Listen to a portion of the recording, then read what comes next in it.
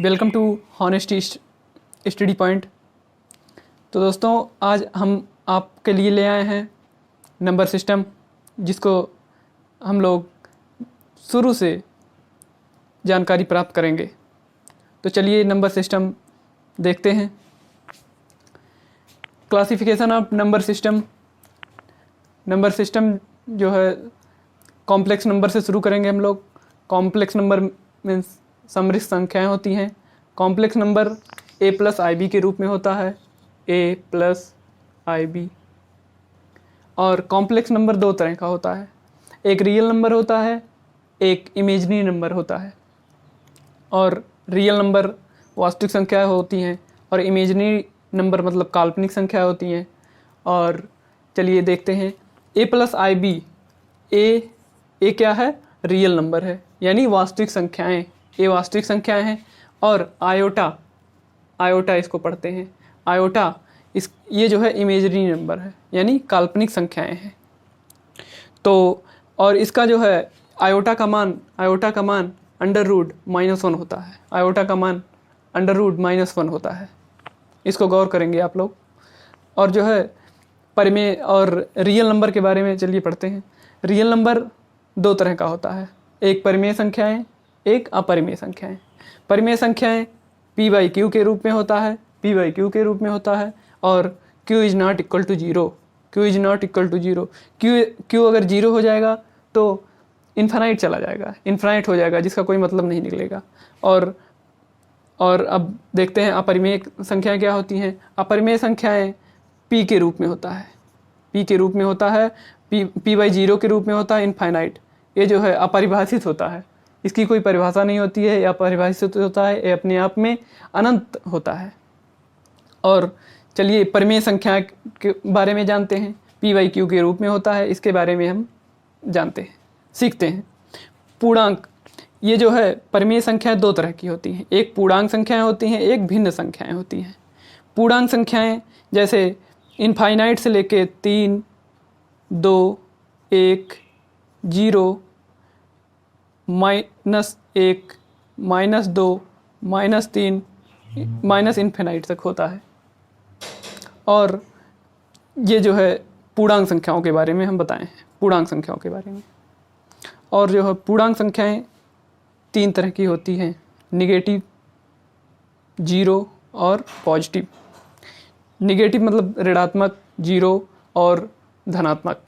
Negative मतलब -3, -2, -1 से लेके इनफाइनाइट तक होता है।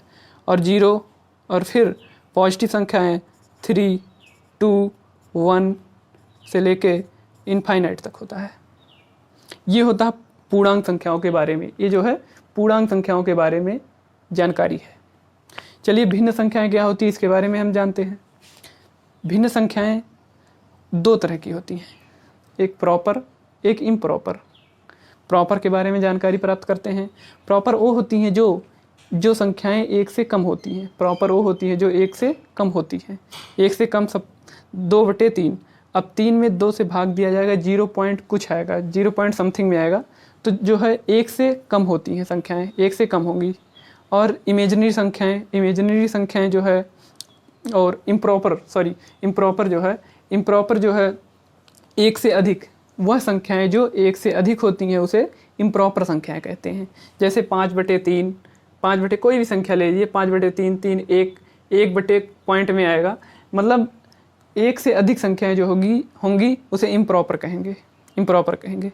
जैसे बहुत से एग्जाम्पल हम ले सकते हैं। और अब आइए इमेजनरी संख्याओं के बारे में जानकारी प्राप्त करते हैं। इमेजनरी संख्याएं क्या होती हैं? इमेजनरी संख्याएं काल्पनिक संख्याएं होती हैं।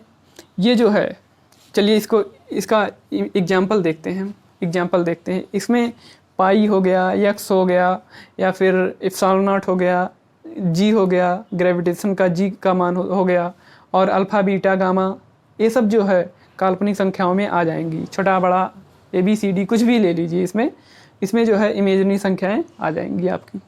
और इसमें जो है नॉन टर्मिनेटिंग क्या होता है ये सीखते हैं। नॉन टर्मिनेटिंग संख्याएं क्या होती हैं? जो नॉन टर्मिनेटिंग वह संख्याएं होती हैं जो 3/2 3.34 ही होती हैं, ये फिक्स होती हैं, इसके आगे नहीं होंगी, यहाँ तक संख्याएं जो है कट जाएंगी। और उसके बाद ये नॉन रिपीटिंग संख्याएं क्या होती हैं? नॉन रिपीटिंग संख्याएं वो होती हैं जो 3.333 मतलब अनंत तक ऐसे जाता जाए, मतलब अनंत तक ऐसे जाता जाए, ये जो है नॉन रिपीटिंग संख्याएं हो जाती हैं। और इसमें काल्पनिक संख्याएं में √2 आ जाएगा, √3 आ जाएगा, और जैसा कि आप लोग जानते होंगे √2 का मान 1.414 होता है, और जो है √3 का मान जो है 1.732 होता है। इसके बारे में तो आप जानते ही होंगे। तो दोस्तों, और एक ये जो है नंबर सिस्टम के बारे में मैं आपको बेसिक जानकारी दिया हूँ, और आगे जो है आप हमारे वीडियो को सब्सक्राइब कीजिए, लाइक शेयर कीजिए, जिससे लोगों तक हमारा वीडियो पहुंच सके और जो है इसका फ़ायदा लोग उठा सकें।